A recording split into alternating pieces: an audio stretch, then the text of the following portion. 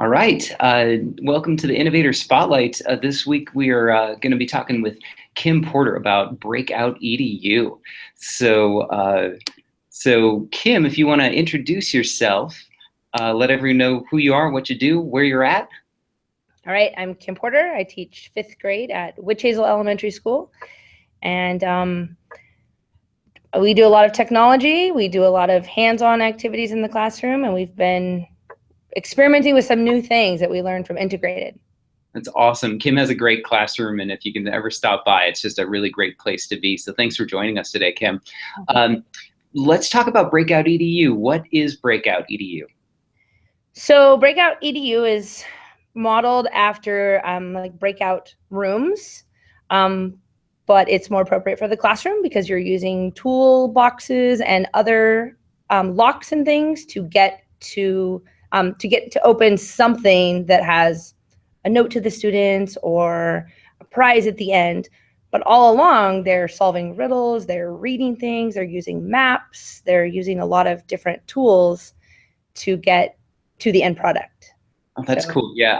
Some of my friends did an escape room. I think there's one in Portland. Yeah. So it's a lot like that, but for the classroom, right? Absolutely. Cool. So what do your students think about it? Do they like it or? They really like it. They love seeing when it's on the schedule. It's kind of hard to get them into it at first, but after they've done one, then they know more what to look for. So at first they're like, we don't even know what we're doing. And I said, just keep rereading the clues. And I really try to step back and let them lead the way and ask the questions and things. But they really get into it and really enjoy finding those things. And they look to everything in the classroom then as a clue once they start catching on. It sounds like there's like a lot of puzzles and riddles and stuff that you kind of have to set up. How do you go about setting one up? I've been using Breakout EDU, their actual website, and using some of their activities, but definitely formatting it, changing the equations to apply to either our classroom or something we're already studying. For example, last week when I did one, it had a lot of math equations, and the clues were supposed to be placed in certain areas in the classroom, and I changed that to meet the needs of our classroom. So using the pre-created breakouts as a foundation, but then tweaking it to fit my students and classroom and whatnot. So they have pre-made stuff that you're saying, and then you're just like modifying it for your classroom. Yeah. And is there a cost to this, or do you have to like pay any money to get started, or? So using the online resources is free, but you would need some of the materials. So certain locks, there are like directional locks and 4 digits, and some have keys.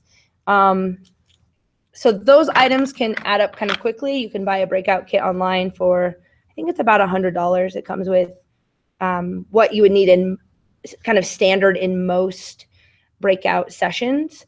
Other things that you would have around your room, like a deck of playing cards or the ability to print a QR code or something like that. So once you have the set of a few items, then you can pretty much find anything else just in your classroom cupboards.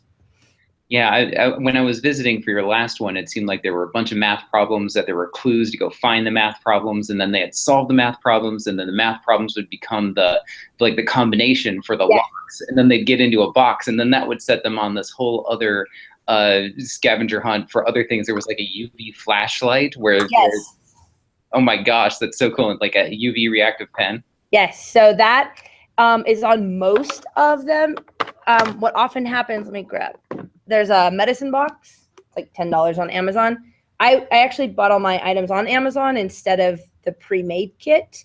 But often it leads to a medicine box, which then has the flashlight or something, which then they have to figure out where that code is written. So they really enjoy being able to use those items and keep looking around the classroom, and then they think that any book or any box sitting around might be part of the clue. So, which is good for 27 kids to then have that many people thinking about where there might be another clue.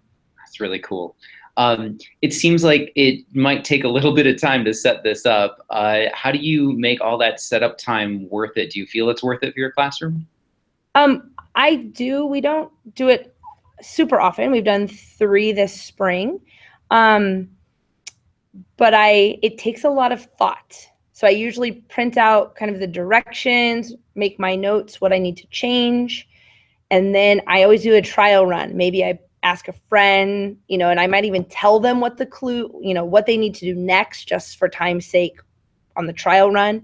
But it takes a lot of thought, and it takes a lot of being able to think about how that would look with your specific students. There are some that maybe certain components won't work. So are you going to not use that one then? Or are you going to find a replacement task that could still give that same clue?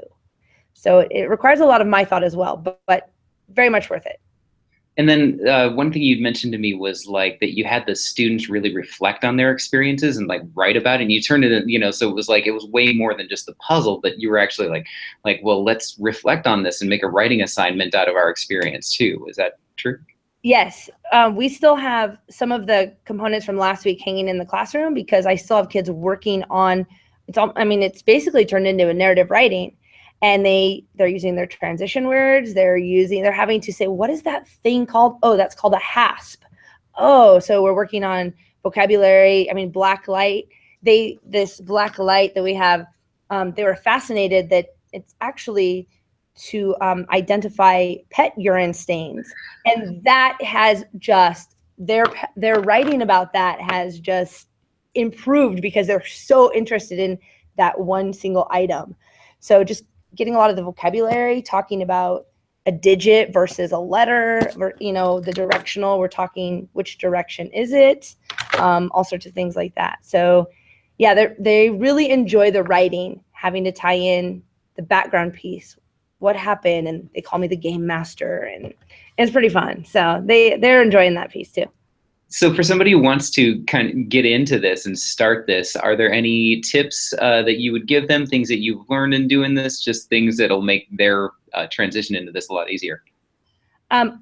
One thing that would be beneficial is to look for, there's a breakout called Simple Machines that it's for, I think 2nd through 5th grade is what it's suggested.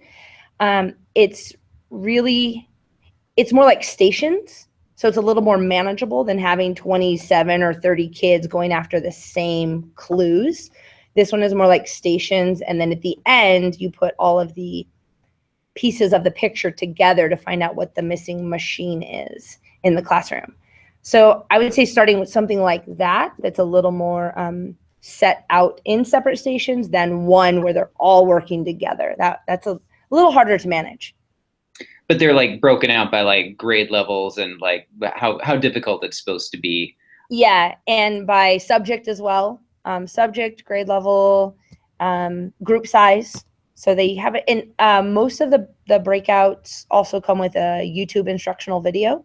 So the teacher or person who created it is showing all the items and explaining how that works, which is really helpful.